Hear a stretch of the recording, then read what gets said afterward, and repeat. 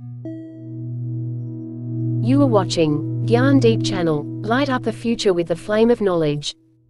प्यारे बच्चों नमस्कार, चैनल पे आपका स्वागत है। आज की हमारी वीडियो का विषय है कक्षा 6 का अध्याय इंडिया अर्थात भारत। भारत, जिसे आधिकारिक तौर पर भारत गणराज्य कहा जाता है, एक सांस्कृतिक और भौगोलिक विविधता का अद्वितीय संगम है। यह अपनी गौरवशाली इतिहास और विविध भाषाओं, समृद्ध परंपराओं और धर्मों के समन्वय के लिए प्रसिद्ध है। इस वीडियो को देखने के बाद आप जान पाएंगे कि भारत को हम कैसे परिभाषित कर सकते हैं और भारत के कुछ प्राचीन नाम क्या थे। आज का भारत एक आधुनिक राष्ट्र है जिसकी परिभाषित सीमाएं, राज्य और ज्ञात जनसंख्या है। हालांकि यह 500 या फिर 2000 या फिर 5000 वर्ष पहले अब से बहुत अलग था। विश्व के इस भाग को हम प्राय भारतीय उपमहाद्वीप कहते हैं।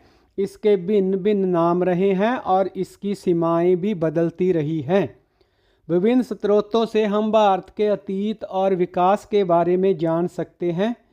इतिहास के इस क्रम में भारत को उसके निवासियों और विदेशों से आए आगंतुकों के द्वारा कई नामों से बुलाया जाता रहा है। ये नाम प्राचीन पुस्तकों, यात्रियों और तीर्थ यात्रियों के वृत्तांतों और शिलालेखों में हमें मिलते हैं। भारतीयों ने भारत को नाम कैसे दिया? प्यारे बच्चों, ऋग्वेद भारत का सबसे प्राचीन ग्रंथ है। इस ग्रंथ में उपमहाद्वीप के उत्तर पश्चिमी क्षेत्र का नाम सप्त सैंधव या 7 नदियों की भूमि है। सैंधव शब्द सिंधु से आया है, जिसका आशय सिंधु नदी या फिर सामान्यतः एक नदी से है। समय बीतने के साथ ही हमें साहित्य में भारत के अन्य क्षेत्रों के नाम भी मिलने लगते हैं। महाभारत भारत के सबसे प्रसिद्ध ग्रंथों में से एक है। रोचक बात यह है कि इसमें अनेक क्षेत्रों को सूचीबद्ध किया गया है, जैसे कश्मीर, कुरुक्षेत्र, बंग यानी बंगाल, प्रागज्योतिष और कच्छ और केरल आदि। वास्तव में हमें कब समूचे भारतीय उपमहाद्वीप के लिए एक नाम मिला? क्योंकि प्राचीन भारतीय ग्रंथों की तिथि निर्धारित करना कठिन है, अतः इस प्रश्न का उत्तर देना भी आसान नहीं है।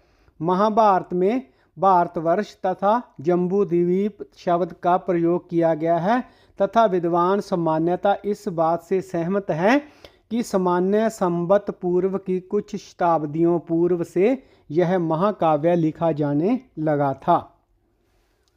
पहला शब्द भारतवर्ष स्पष्ट रूप से समूचे भारतीय उपमहाद्वीप के लिए प्रयुक्त हुआ है और इस ग्रंथ में अनगिनत नदियों और लोगों के नाम सम्मिलित हैं।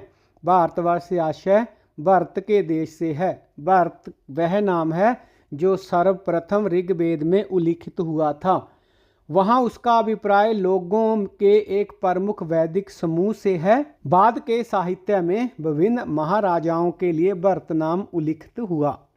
दूसरे शब्द जम्बूद्वीप से आशय जामुन वृक्ष के फल के द्वीप से है। यह वास्तव में भारत में पाया जाने वाला एक सामान्य पेड़ है जिसे जम्बुल वृक्ष या फिर मालाबार पलम या जामुन वृक्ष भी कहते हैं। आगे जम्बूद्वीप भारतीय उपमहाद्वीप का पर्याय बन गया। वास्तव में इस संबंध में हमें एक भारतीय सम्राट से बहुत अच्छा संकेत मिलता है। उनका नाम है अशोक। उनकी तिथि को लगभग 250 सामान्य संवत पूर्व मान सकते हैं। उन्होंने हमारे लिए बहुत से शिलालेख छोड़े हैं। उनमें से एक में उन्होंने उसी नाम जम्बूद्वीप का संपूर्ण भारत का वर्णन करने के लिए उपयोग किया है। उस समय इसमें आज के बांग्लादेश, पाकिस्तान और साथ ही साथ अफगानिस्तान के भाग भी सम्मिलित थे।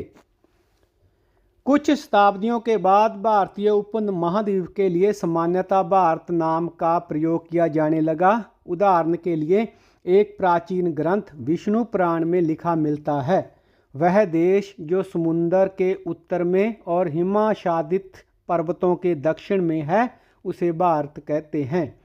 यह नाम भारत आज भी प्रयोग में है। उत्तर भारत में इसे भारत लिखते हैं, जबकि दक्षिण भारत में प्राय भारतम लिखते हैं। भारत के लिए देश के विभिन्न भागों में एक और सामान्य परिभाषा को अपनाया है। उदाहरण के लिए 2000 वर्ष पूर्व प्राचीन तमिल साहित्य की एक कविता में एक ऐसे राजा की प्रशंसा की गई है जिसका नाम दक्षिण में केप कुमारी से उत्तर के महान पर्वत तक, पूर्व के महासागर से पश्चिम के महासागर तक जाना जाता है। उत्तर में महान पर्वत को आप पहचान सकते हैं, यानी कि हिमालय पर्वत, और केप कुमारी का आधुनिक नाम कन्याकुमारी है। इस तरह प्रतीत होता है कि प्राचीन भारतीय अपने भूगोल को अच्छी तरह से जानते थे। विदेशियों ने इंडिया नाम कैसे रखा? विदेशियों में सर्वप्रथम ईरान यानी फारस के निवासियों ने भारत का उल्लेख किया था। 6वीं शताब्दी सामान्य संवत पूर्व एक फारसी सम्राट ने सैन्य अभियान आरंभ किया और सिंधु नदी के क्षेत्र, जिसे सिंधु कहा जाता था, पर नियंत्रण किया। यह कोई आश्चर्य नहीं है कि अपने प्रारंभिक लेखों और शिलालेखों में फारसियों ने भारत को हिंद, हिदू या फिर हिंदू निर्दिष्ट किया था, जो उनकी भाषा में सिंधु का रूपांतरण था। ध्यान रखिए कि प्राचीन फारसी में हिंदू पूर्णतया एक भौगोलिक शब्द है, जहां इसे हिंदू धर्म से संदर्भित नहीं किया गया है। इन्हीं फारसी स्रोतों के आधार पर प्राचीन यूनानियों ने इस भाग को इंडोई या इंडी के नाम दिया और इन्होंने हिंदू शब्द के पहले अक्षर है को हटा दिया। क्यों? क्योंकि यह अक्षर यूनानी भाषा में नहीं था। तो यूनानी में सिंधु से हिंदू और फिर इसके बाद इंडो या इंडी के शब्द जो है वो प्रचलित हुए। प्राचीन चीनियों ने भी भारत से संपर्क स्थापित किया था। विभिन्न ग्रंथों में इन्होंने इंडिया का उल्लेख यिंतु या यिदु के रूप में किया है। यह शब्द आज भी मूलतः सिंधु से आया है। सिंधु, हिंदू, इंदु और यिंदु। जुआनजेंग, पूर्व में इसे ह्वेनसांग उच्चारित किया जाता था, ने 7वें सामान्य संवत में चीन से भारत की यात्रा की। उन्होंने भारत के कई भागों का भ्रमण किया, विद्वानों से मिले, बौद्ध ग्रंथों को एकत्रित किया और 17 वर्ष बाद चीन वापस लौट गए। वहां उन्होंने संस्कृत से चीनी भाषा में उन पांडुलिपियों का अनुवाद किया जो वह अपने साथ ले गए थे। आगे आने वाली शताब्दियों में कई अन्य चीनी विद्वानों ने भी भारत का भ्रमण किया। एक अन्य चीनी शब्द तियांजू को सिंधु से लिया गया है, परंतु इस शब्द को स्वर्ग तुल्य स्वामी के रूप में समझा जा सकता है। यह बताता है कि चीनियों का बुद्ध की भूमि के रूप में भारत के प्रति कितना सम्मान था। आप संभवतः हाल के पारिभाषिक शब्द हिंदुस्तान से भली भांति परिचित होंगे, परंतु यह आप नहीं जानते होंगे कि यह शब्द आज से 1800 वर्ष पूर्व सर्वप्रथम एक फारसी शिलालेख में प्रयोग किया गया था। बाद में भारत पर आक्रमण करने वालों ने भारतीय उपमहाद्वीप को वर्णित करने के लिए इसी शब्द का प्रयोग किया। मुगल काल में हिंदुस्तान शब्द का व्यापक रूप से प्रयोग किया गया। मुगल शासकों ने इस शब्द का इस्तेमाल भारत के उन हिस्सों के लिए किया जिन पर उनका शासन था। ब्रिटिश शासनकाल में भी हिंदुस्तान शब्द प्रयोग होता रहा। भारत के स्वतंत्रता संग्राम के दौरान इस शब्द ने राष्ट्रीय एकता का प्रतीक का काम किया। प्यारे बच्चों, इसके बाद पाठ्य पुस्तक में एक तालिका दी गई है, आप उसे स्क्रीन पर भी देख सकते हैं। तो भारत के लिए प्रयुक्त भिन्न भिन्न नामों से इस तालिका को आप पूर्ण कर सकते हैं। जैसे कि फारसी में भारत को किस नाम से बुलाया गया? हिंद, हिंदू और हिंदुस्तान। यूनानी में इंडोई और इंडिके। लैटिन में भारत। चीनी में यिंतु या फिर यिंदू। अरबी और फारसी में अल हिंद। अंग्रेजी में इंडिया और फ्रेंच में इंडे। तो प्यारे बच्चों, इस वीडियो को देखने के बाद आपने समझा कि भारत एक प्राचीन भूमि है जिसे इसके इतिहास क्रम में कई नाम दिए गए हैं। प्राचीन भारतीयों द्वारा दिए गए नामों में जम्बूद्वीप और भारत सम्मिलित हैं। बाद के समय में भारत शब्द अधिक प्रचलित हुआ। अधिकांश भारतीय भाषाओं में यही नाम मिलता है। भारत आने वाले विदेशी आगंतुकों और आक्रमणकारियों ने भारत के लिए सिंधु या सिंधु नदी आधारित नामों को अपनाया। इसके परिणाम स्वरूप हिंदू, इंडोई तथा अंततः इंडिया जैसे नाम प्रचलित हुए। इंडिया अर्थात भारत प्रस्तुत है इस पाठ पर आधारित प्रश्न और उनके उत्तर।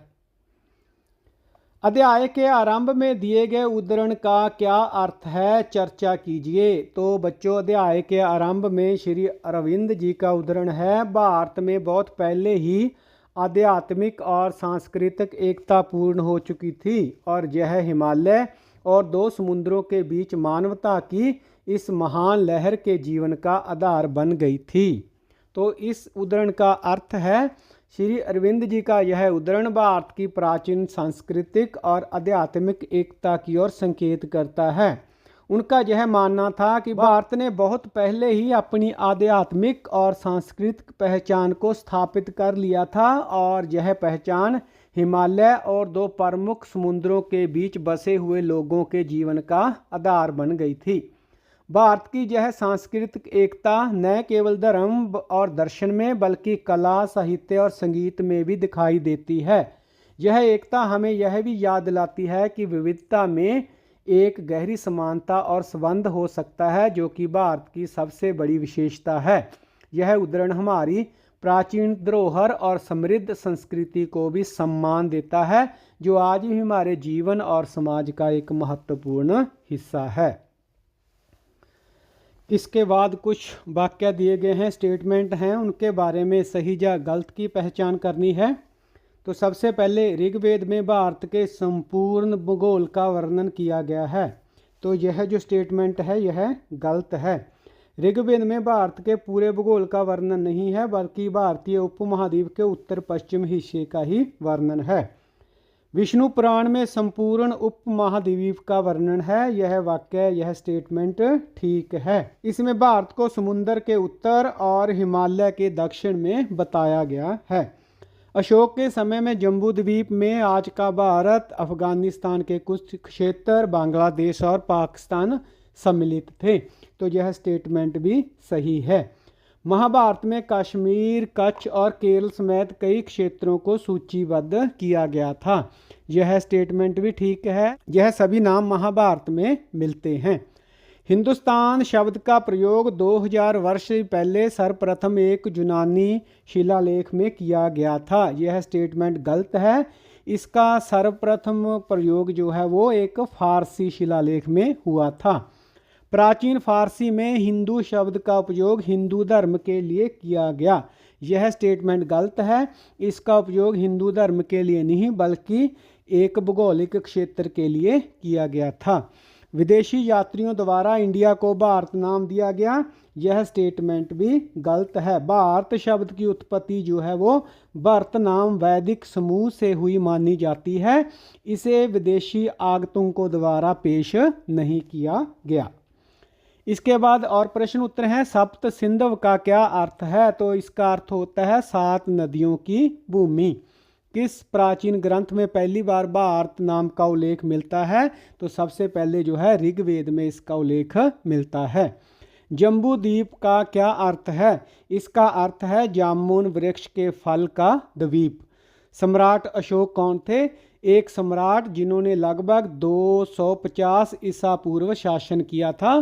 भारत के बहुत महान शासक थे। बड़े भूभाग पर उनका राज्य था। प्रश्न है, प्राचीन ग्रंथों में भारत शब्द का क्या महत्व था? इसका तात्पर्य पूरे भारतीय उपमहाद्वीप से था। कौन सी प्राचीन कविता में केव कुमारी से लेकर महान पर्वत के भूगोल का उल्लेख है? तो लगभग 2000 साल पहले की एक तमिल कविता में। भारतीय संविधान में राष्ट्र का वर्णन करने के लिए किस वाक्यांश का प्रयोग किया गया है? तो वह वाक्यांश है इंडिया दैट इज भारत। इसके बाद सिंधु नदी के आसपास के क्षेत्र को फारसी लोग क्या कहते थे? तो फारसी लोग इसे हिंद, हिदू या फिर हिंदू कहते थे। फारसियों द्वारा अपनाए जाने से पहले इस क्षेत्र का पुराना नाम क्या था? तो इससे पहले इसका नाम जो है वो सिंधु था। फारसी स्रोतों के आधार पर प्राचीन यूनानियों ने भारत को किस नाम से संबोधित किया? तो यूनानियों ने इसे इंडोई या इंडिके कहा था। प्राचीन चीनी लोग भारत को क्या कहते थे? तो जो चीन के लोग थे वो इसे यिंतू या फिर यिंदू कहकर पुकारते थे। इसके बाद ह्वेनसांग कौन था? तो ह्वेनसांग एक चीनी यात्री था जिसने 7वीं शताब्दी ईस्वी में भारत की यात्रा की थी। भारत के लोगों द्वारा प्रयुक्त प्राचीन नाम क्या थे? तो भारत के प्राचीन नाम थे जम्बूद्वीप और भारत। विदेशी आक्रमणकारियों ने भारत का नामकरण आमतौर पर किस प्रकार किया? तो इन्होंने सिंधु नदी के नाम पर इसका नामकरण जो है वो किया। इंडिया का नाम भारत कैसे पड़ा?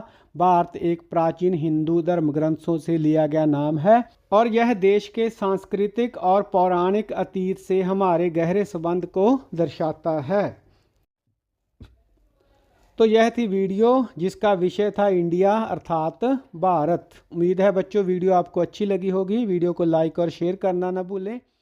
सामाजिक अध्ययन के अगले पाठ की वीडियो देखने के लिए नेक्स्ट चैप्टर वीडियो पर क्लिक करें और इस विषय के सभी पाठों के लिए ऑल चैप्टर प्लेलिस्ट पर क्लिक करें।